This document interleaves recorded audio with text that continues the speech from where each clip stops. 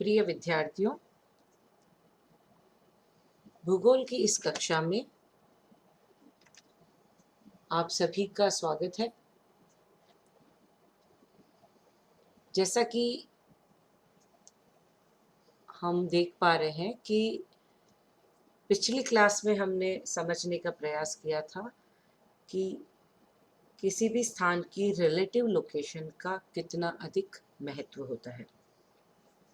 यहाँ मैं पुनः स्पष्ट करना चाहूँगी कि भारत की निरपेक्ष अवस्थिति से तात्पर्य भारत का अक्षांशीय एवं देशांतरीय विस्तार, जैसे कि 8 डिग्री 4 उत्तरी अक्षांश से 37 डिग्री 6 उत्तरी अक्षांश एवं पश्चिमी द्वारिका से गुजरात से लेकर के अरुणाचल प्रदेश तक 68 डिग्री 7 से 97 डिग्री 25 पूर्वी देशांतर तक भारत उत्तरी पूर्वी गोलार्ध में स्थित है। यह भारत की निरपेक्ष अवस्थिति को बताता है। यहाँ हम बात करेंगे सापेक्षिक स्थिति की कि स्थलीय एवं जलीय स्थितियों में भारत के आसपास किस प्रकार की स्थितियां हैं, जिसे कि हमने पूर्व अध्याय में समझा कि एशिया एवं दक्षिणी पूर्वी एशिया के संदर्भ में भारत किस अवस्थिति में है और उनकी सापेक्षिक अवस्थिति क्या है। भारत का भौगोलिक क्षेत्रफल बहुत अधिक विस्तृत है, जो कि विश्व के कुल भूभाग का 2.4% है। नेक्स्ट, इस मानचित्र में हम देख रहे हैं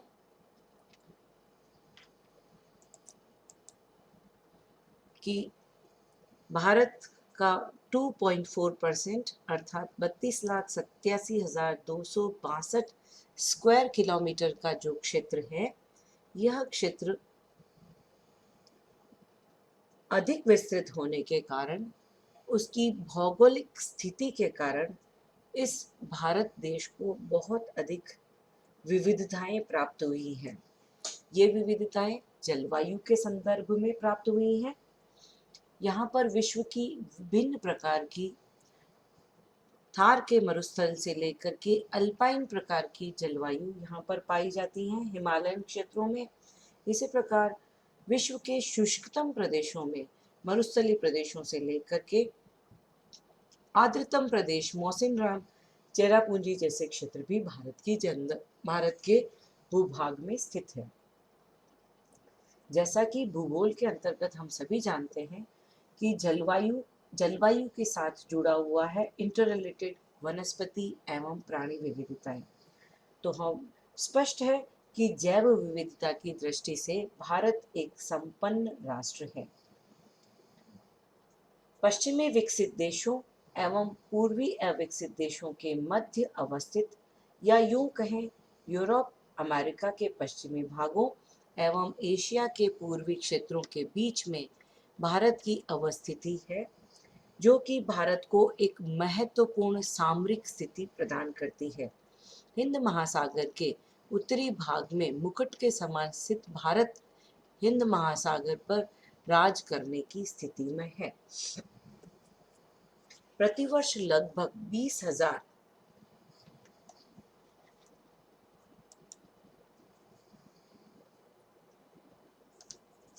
जलयान इस मलक्का जलयान एवं स्वेज मार्ग से गुजरते हैं।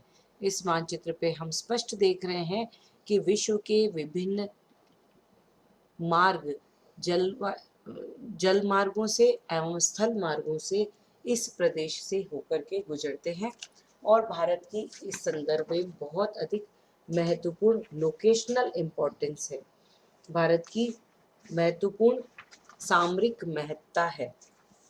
इस महत्ता को प्राचीन काल से ही हम समझ सकते हैं कि प्राचीन काल में ही जलीय मार्गों का उपयोग करते हुए भारतीय व्यापारी चीन, कंबोडिया, सुमात्रा, बाली इत्यादि देशों में जाते रहे थे और अपने व्यापारिक मार्गों से भारतीय सभ्यता और संस्कृति का विकास उन्होंने किया।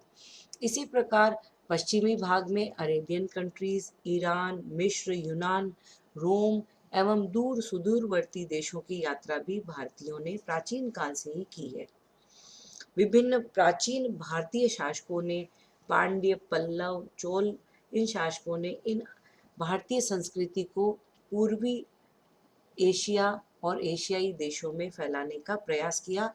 वर्तमान में भी आज भी वहाँ पर इस प्रकार की प्राचीन भारतीय संस्कृति के चिन्ह हमें दिखाई देते हैं।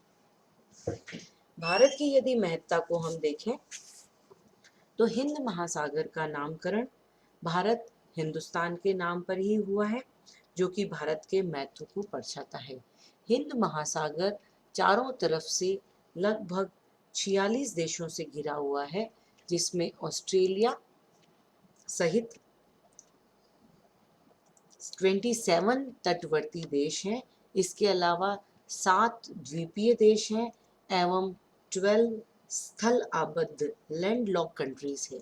यहाँ पर स्पष्ट कर देना चाहूँगी कि लैंडलॉक कंट्रीज जैसे कि नेपाल एवं भूटान जो कि स्थल से आबद्ध हैं, द्वीपीय स्थिति जो कि पूर्ण रूप से जल से घिरे हुए हैं, और तटीय क्षेत्रों पर भारत की जो प्रायद्वीपीय स्थिति है अर्थात 3 और जल से घिरा हुआ स्पष्ट करना। भारत की पुरानी दुनिया में केंद्रीय स्थिति थी। तत्पश्चात ब्रिटिश औपनिवेशिक काल में भी भारत का महत्वपूर्ण स्थान रहा है और वर्तमान में भी हिंद महासागर में डियोगो गार्सिया द्वीप पर भी भारत अपना महत्वपूर्ण प्रभाव रखता है। अल्फ्रेड महान ने कहा था कि जो भी देश हिंद महासागर को नियंत्रित करता है संपूर्ण एशिया पर प्रभुत्व करेगा एवं वही देश संपूर्ण ग्लोब पर भी उसका प्रभुत्व स्थापित होगा। यह महासागर 7 महासागरों की कुंजी है और विश्व का भाग इसी महासागर के जल पर सुनिश्चित होगा। यहाँ पर भारत की स्थिति की महत्ता स्पष्ट होती है, साथ ही साथ हिंद महासागर की रिलेटिव लोकेशन भी स्थित होती है। भारत की समुद्री सीमा बहुत अधिक विस्तृत है। 7516.6 किलोमीटर समुद्री सीमा वाला यह देश एक हिंद महासागर पर संपूर्ण प्रभुत्व की स्थिति रखता है। विश्व में महासागरों की यदि हम स्थिति को देखें तो मानचित्र पे हम देख रहे हैं पैसिफिक महासागर एक वलय के रूप में, यदि हम ये क्योंकि समतल मानचित्र है, यदि ग्लोब पर हम देखेंगे तो स्थिति हमें अलग दिखाई देगी। यदि ग्लोब पर हम देखते हैं तो गूगल अर्थ पर आप इस लोकेशन को देख सकते हैं कि ये गूगल अर्थ जो भी मैंने आपके सामने खोला है, आप भी इस प्रकार का प्रयास करें और इन स्थितियों को देखने का प्रयास करें कि हिंद महासागर ग्लोब, इसके ग्लोब के चारों तरफ यह प्रशांत महासागर एक वलय के रूप में विद्यमान है। इसी प्रकार से अफ्रीका एवं अमेरिका इनके बीच में ये स्थित अंध महासागर आप मानचित्र में और स्पष्ट रूप से देखेंगे, जिसे कि अटलांटिक ओशन भी कहा जाता है। हिंद महासागर जो कि महत्वपूर्ण तीसरा विश्व का विशालतम महासागर है, एशिया, अफ्रीका और एवं ऑस्ट्रेलिया 3 महाद्वीपों से घिरा हुआ है। हम देख पा रहे हैं कि यह उत्तर में बंद के समान है, लगभग बंद है, और दक्षिण में यह ओपन टू सी है, और उत्तरी भाग में कई महत्वपूर्ण सक्रिय जल संयोजकों के द्वारा ये पूर्वी एवं पश्चिमी विश्व के द्वारा जुड़ा हुआ है। ये जल संयोजक बहुत ही अधिक महत्वपूर्ण है। पश्चिम में लाल सागर, फारस की खाड़ी, पूर्व में मलक्का जल संयोजक एवं तिमोर के जल संयोजक यहाँ पर महत्वपूर्ण ऐसे संकीर्ण हैं। हिंद महासागर जैसा कि हम सभी जानते हैं एक शांत महासागर एवं उष्ण महासागर है, जहाँ पर प्रवाहित होने वाली मानसूनी पवनें इस पूरे क्षेत्र को एक लय में बांधती है। उसके साथ साथ नौ संचालन की सुविधाएं भी प्रदान करती है। यहाँ के आसपास के सीमांत राज्यों को एक तटवर्ती राज्य की सुविधा प्राप्त है। तटीय क्षेत्र में यहाँ पर होने वाले जलीय यातायात को बहुत ही अनुकूल सुविधाएं प्राप्त है।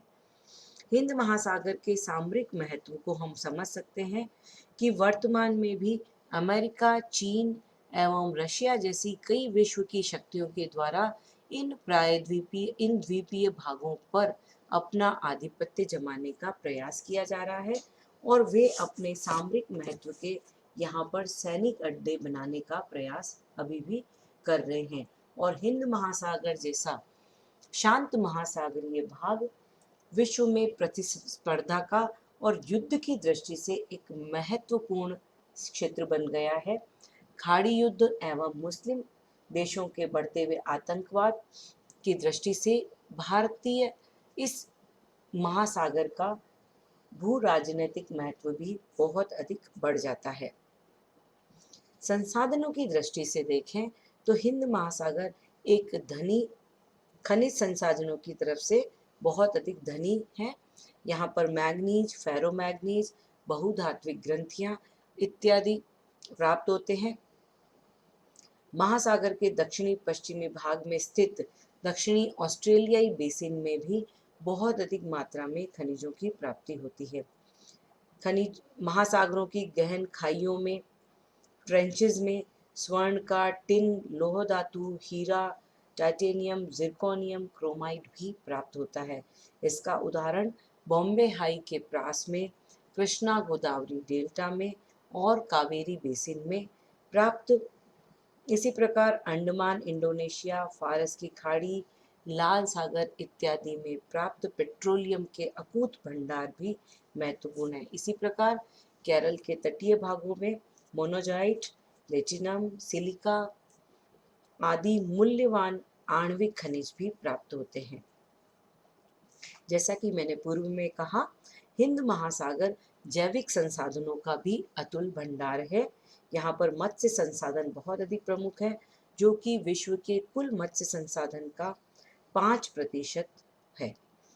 हिंद महासागर की महत्ता और भारत की महत्ता को यदि हम समझें कि यह अवस्थिति विकसित एवं विकासशील देशों के मध्य एक महत्वपूर्ण व्यापारिक मार्ग उपलब्ध कराती है, जहां पर अविकसित देशों का रॉ मटेरियल एवं विकसित देशों की निर्मित सामग्री का आयात निर्यात अफ्रीका, एशिया एवं ऑस्ट्रेलिया के 100 बंदरगाहों के माध्यम से होता है।